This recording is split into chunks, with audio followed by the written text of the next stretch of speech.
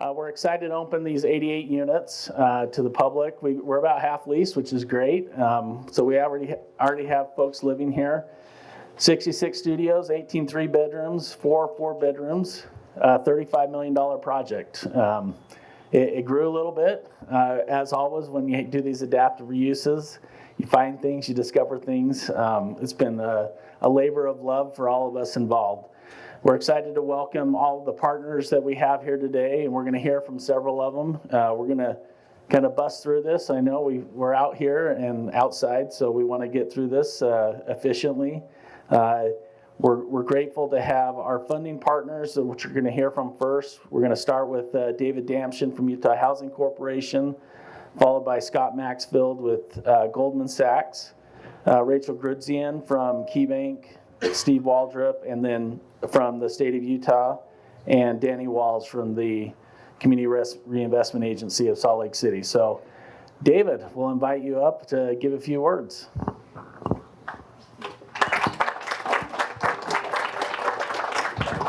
Thanks, John. Good morning. My wife Jody said, this is too much. The hours are too long.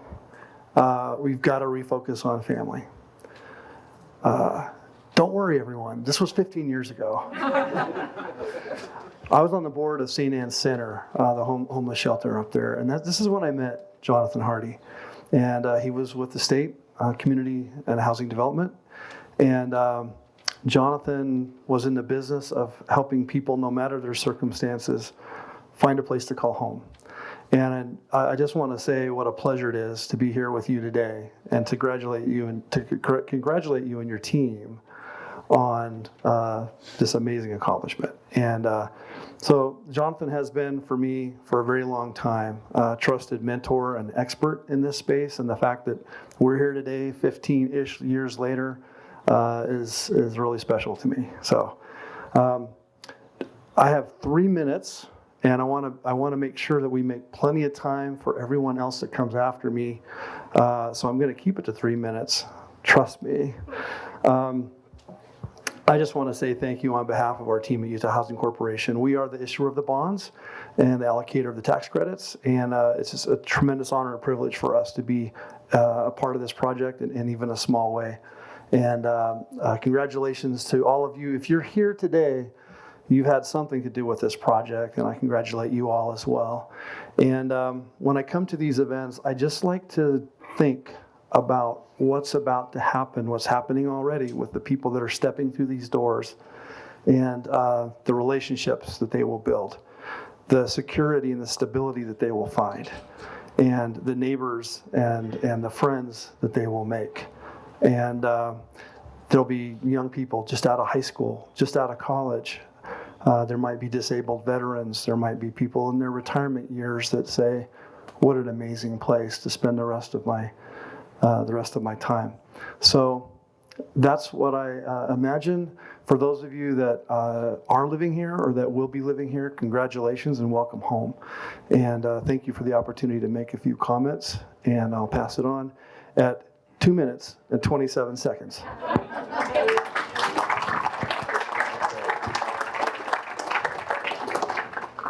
All right, well, it is great to be here along so many of our, is that better?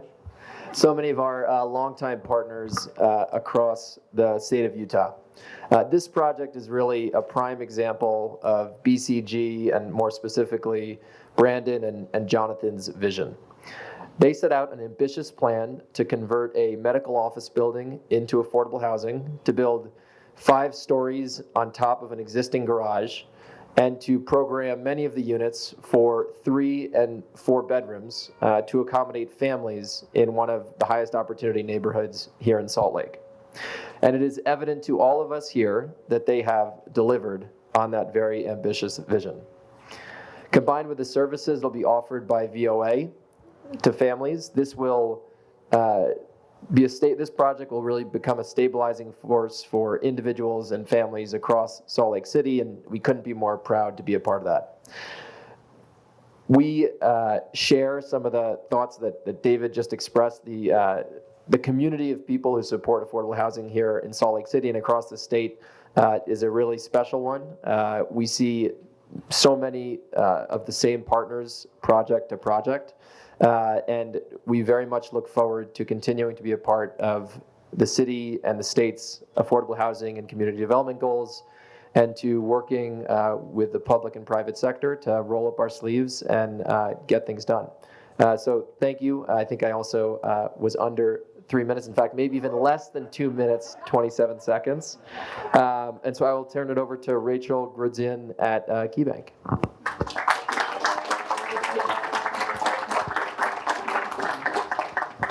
I will definitely be less than 3 minutes. I'm Rachel with KeyBank, and on behalf of KeyBank, we are honored to be the lender on Victory Heights and celebrate with you all today. Adaptive reuse is not for the faint of heart, and seeing this building transform into a home for people has made it all worth it. The BCG team are wonderful partners to work with, and we greatly value your partnership at KeyBank. This building is a wonderful addition to the east side of Salt Lake City, and we are really happy to be here and celebrate with everybody. Thank you so much, and congratulations to everybody.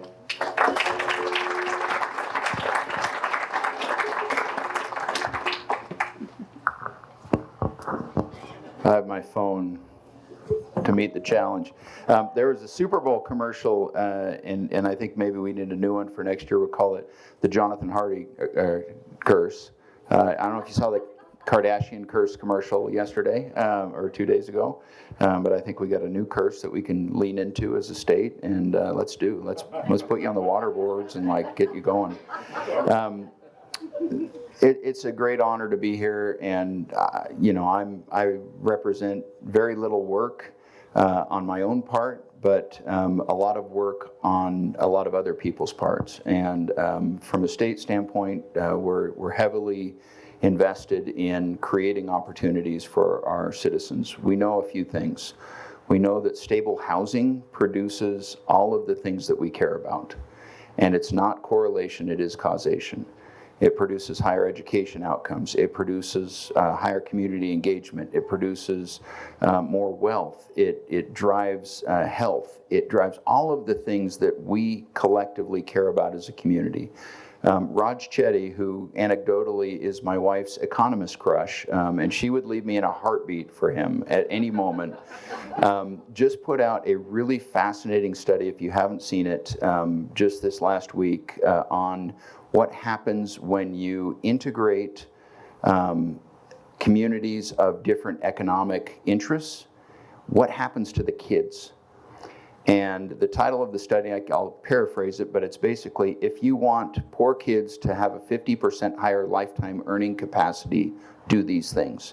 And what he studied is the public housing that was created largely 60s, 70s, with these massive public housing projects across the country. And then in the 80s and 90s, we said, holy cow, that was a really bad idea to do all these heavily concentrated areas where we're just causing, kind of sinkholes of poverty. And so we scraped a bunch of them. Congress appropriated like $60 billion. And we did a lot of them differently. We did a lot of them like this, where they're integrated in communities, where you have mixed incomes in a neighborhood, and the outcomes for the children of the ones that made the change are off the charts higher than the outcomes of the projects that did not. So you have a really direct correlation. You can look at the ones that they didn't do anything on, and you can look at the ones, and it's over 30 years, and they did this longitudinal study and all this research, and it proves out what we know. Right? What we know is that when you give kids an opportunity to experience life in a different way than they have in the past, it creates brain connections for them. It creates social connections for them. Utah is famously #1 for social mobility in our country. And there's a reason for that. It's because our communities engage, and we take these kids and we give them opportunities. And this is a great example of how we're doing that in practice. I tip my cap to Jonathan and to the teams that put this project together. This is exactly what we need to do. We need to just do more of it and faster and better, and we're committed to doing that. Thank you.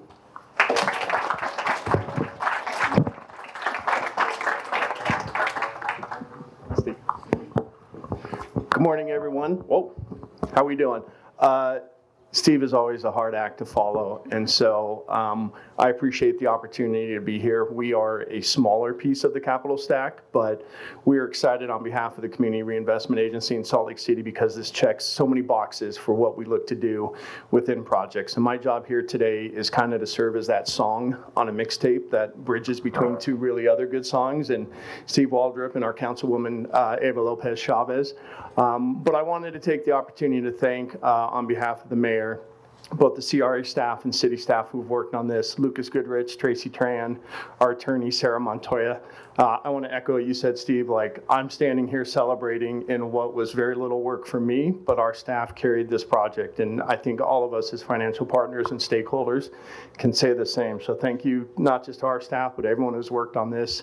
And we're excited to be here. And I am really excited to turn it over to Councilwoman Lopez Chavez, who's going to be able to extol on all the things that we love about this. And before I turn it over to her, again, just on behalf of the mayor, thank you to the mayor for leadership. Councilwoman Lopez Chavez, thank you to you and the rest of the city council who serve as our board and provide the leadership and the support and also empower us to be able to participate in projects like this and bring them to fruition with such a great set of stakeholders and partners. So thank you. Danny's too kind. I'm really lucky to have him at City Hall, but thank you again to state leadership and thank you to everybody that helped. I really want to say thank you to our CRA staff who's always looking to build dependable in projects, and Blazer Ventures has broken ground on a project that I think has a lot of history in this neighborhood, has added a lot of value, especially in a neighborhood where we don't see a lot of investment or redevelopment happening east of 700 East. We have a beautiful surrounding neighborhood where we have 83.8% of our homeowners are actually aging seniors. So there's a lot of really interesting changes happening to our population. We have some neighbors in the back that I just want to say thank you to. They're very supportive of urban development in the East Central neighborhood. One of the great honors I have of being the council member here is representing the intergenerational changes. And I think this project here highlights exactly that. It's adaptive reuse.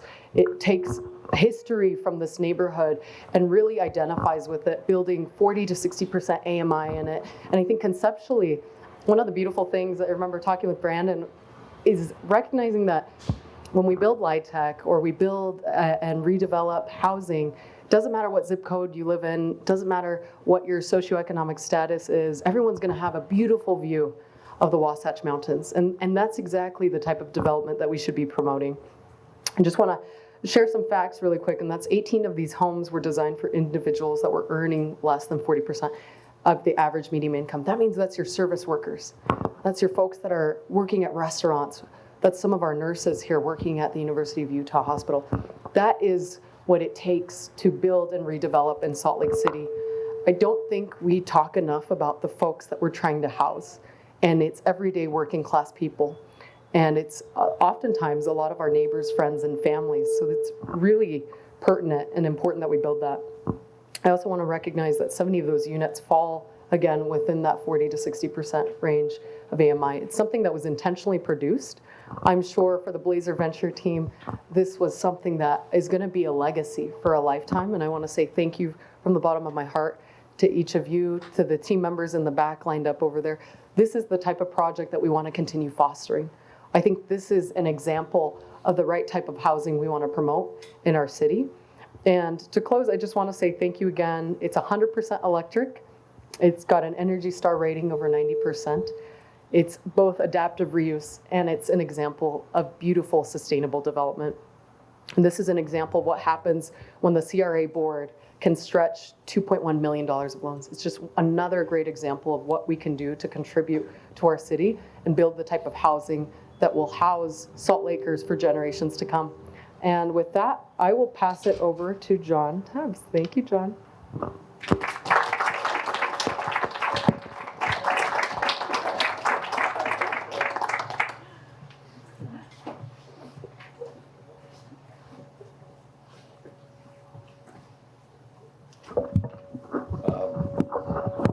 Well, I'm grateful to be able to speak. It was a little bit of a surprise. I feel like I'm at church and I was just told to stand up and speak. So Anyway, we won't talk about church, but anyway, we're very grateful to have been able to be involved in this project. Blazer Ventures, this is our first project with them, and they are a class act developer. We're all here to make money and make things work, but they truly do have a heart for the community and for the people that'll be living here. And we have tried to have that same attitude as we've worked through this conversion of a medical building to apartments. It was quite the challenge, but here we are, and I think it looks great. In fact, our architect, Belgique, back here, is the one that designed it, and we got to hand that to him for such a wonderful job. So, anyway, grateful for the opportunity. Good to see everybody. We've seen Steve and Scott at the last 3 or 4, it seems like. We love LIHTC apartments, and just grateful to be another part of another one. Thank you.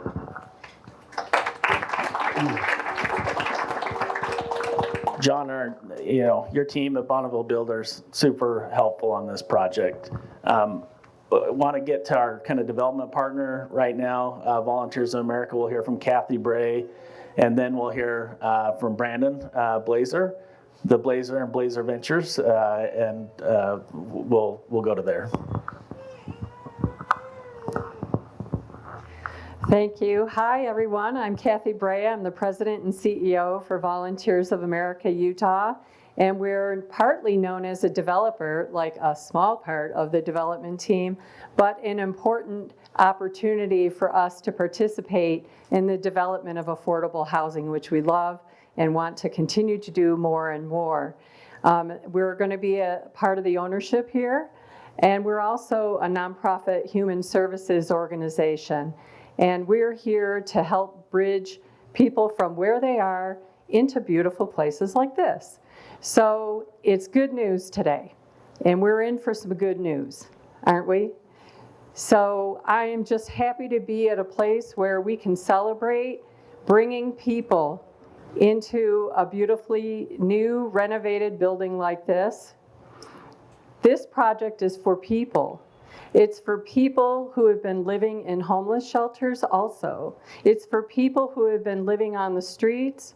It's for people who have been overcrowded, doubling up with other families. It's for people who don't really know how they're going to make ends meet, who couldn't do it, but now they'll be able to move into here. And it's just an amazing opportunity to be part of.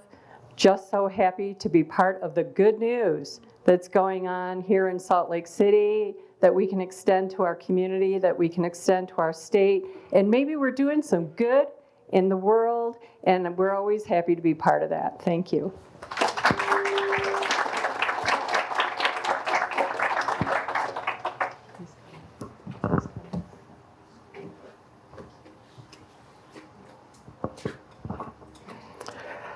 Well, thank you, everybody. Brandon Blazer, Blazer Ventures. I can one-up you on knowing John for longer than 15 years. I think we're going on 45, maybe 46. For those of you who don't know, John and I have been best friends since first grade. So we share the same birthday. We went, the old 49th Street Galleria, that's where we would, hold our birthday parties together. It's really surreal to be up here, being able to support John and really unleashing his talents and everything he's developed over his career to bring something to bear like this. It's very surreal for me to be standing up here with all of you here with this. Really is the first project that we've let out on our own. I moved back to Utah about 7 years ago after having spent a career outside of Utah. And I know I'm the last speaker. I don't have the timer. I will probably go longer than 3 minutes. John does have if he coughs 3 times, that means I'm cut off. We have a cue. And he can do that to me. I spent 20 years of my career really behind a spreadsheet. So as a closing speaker, I want to talk about spreadsheets. Let's end it on a bang here, guys. Spreadsheets is how I did real estate for my entire career. 3, 5, 7 year returns, inputs, dollars, basic bottom line return. That's how we looked at it. That's how we measured it. And that's exactly what we didn't do here. This being a first project, yes, it's adaptive reuse. Yes, it's affordable housing. It's on the east side. It is complex. It is hard. I think we did it because we didn't know any better. We were just dumb enough and ambitious enough to try to make an impact in our backyard, in our hometown, and to take the talents that we've developed, both as friends over the past 20 years in our respective careers, and make an impact that will go far beyond a spreadsheet. It will go into impacting generations well beyond after we're long and gone. The families that will be here, the kids that will grow up here, the community that they will be able to be a part of, because of the partners that leaned in together, that did look at a spreadsheet at the beginning that may not look nearly as good now, and look past those numbers, because it's really not about the numbers, it's about the individuals, it's the families, it's the impact we can have on generations, and I'm very, very proud to be a part of that. I'm very proud to call each and every person that's been a part of this, both a friend and a mentor and a partner.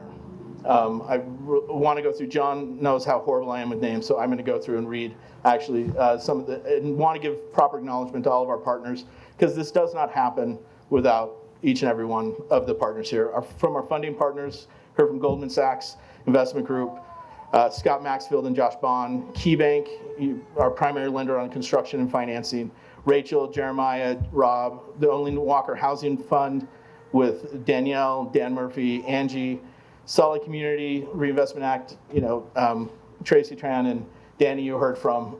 He's been impeccably patient from when I first showed up at his office a few years ago, saying, "Hey, I want to do development down here. How do I do it?" And he was been very patiently encouraging me all along the way. I want to thank the local government officials, the planning department. If there's been a person who's been more patient with me than Nick Norris, I don't know. Maybe my wife, who is graciously sitting back there. And Sarah has also been fantastic as well. The building department with Troy Anderson, Tally Lake, Bowen Pond, Todd Clark, and really want to do a big shout out to Esther Hunter and the East Central Community Council. When we met with the city council, or the community council, I was very nervous. You usually don't drop into a neighborhood and say, "Hey, we're going to take this old medical office building. Yes, it's 50% vacant. Yes, it's old dentists, it's old doctors, it's they're retiring, it's really dilapidated, and we're going to put affordable housing in your neighborhood." And we were ready to give all the bullet points of why we needed to do this and be able to defend the actions and advocate for it. We had 2 standing ovations from that community council. Not because of what we were presenting, but because of the people who make up this neighborhood. And the families that are going to be able to be a part of that neighborhood is something that will impact generations to come. So thank you for this community. Thank you for your leadership. This is one of a kind. I don't know many communities out there anywhere in any of the markets I've lived in, worked in, that would have been as welcoming to this project as this community has been. And that's really an testament to the neighborhood that we're proud that these families will be able to call home. And thank you.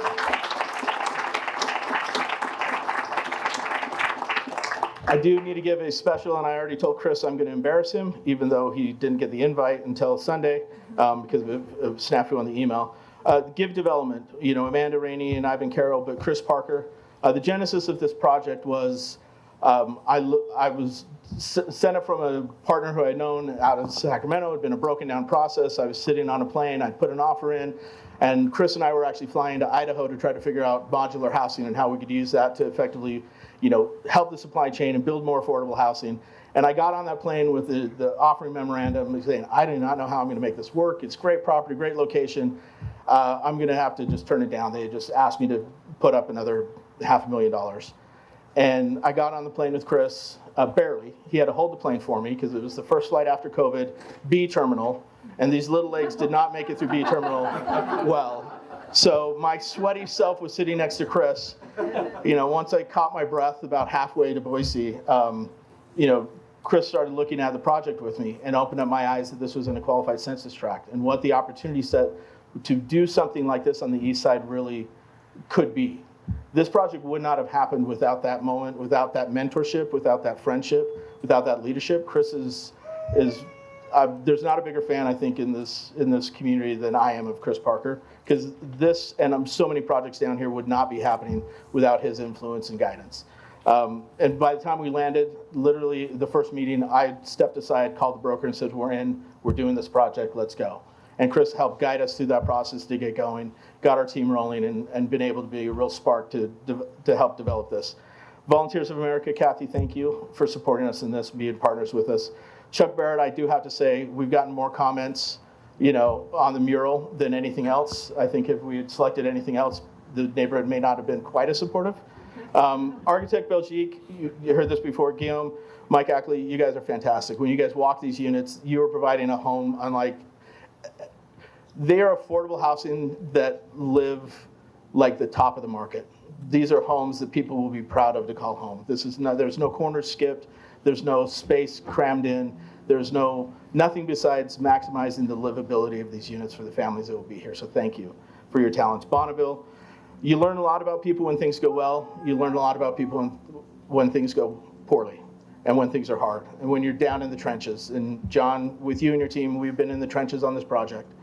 And we've learned a lot about you, your character, and your team's character. And I cannot thank you enough for sticking with it, for fighting through it, and to getting us to this point. We could not be here without you guys and your entire team as well. Lastly, I need to thank, Bonneville, John Tebbs, you heard from Wayne Hansen, Dave Johnson, Brady Newbold, Ryan Latimer, Daniel Arana, Trent Barker. These men have put in time above and beyond necessary to be able to make this come to fruition. Lastly, I do need to thank my team. I'm just the pretty face of Blazer Ventures. They took the dream and helped really make it a reality. They put the blood, sweat, and tears, extra hours, times, even on Christmas Eve. Kristen, if you weren't here, this would not be happening. It would not be the livability we have. Stephen, been fantastically supportive as well. Alan, I don't think if we had anyone else, we could have figured out how to do adaptive reuse with new builds on a parking structure in this location.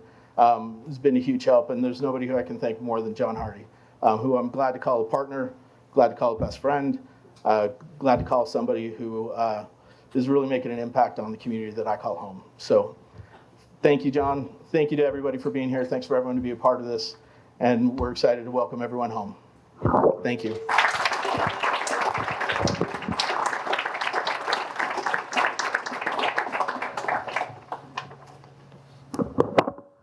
All right, we officially got through all the speakers, and it really is a testament to see so many people here supporting the project, and it does take this many people to deliver something like this. We're going to move over to the ribbon cutting part of this, just some logistic information. The easiest pathway to get out is just out this fence, and then we'll walk down 100 South to the entrance of the building where we'll do the ribbon cutting. We invite all the speakers to help us cut the ribbon. And if you don't want to make it down there or do the photo ops down there, you can start the property tours. We got the food and refreshments here. Our model units are on this floor, the second floor, so you can go in on the second floor. There'll be people to show you the units. Then down on the first floor, we've got our club room, leasing office, bike storage, pretty cool areas that we're proud of on this project. So with that, we'll get everybody moving in that direction, and thank you again for coming.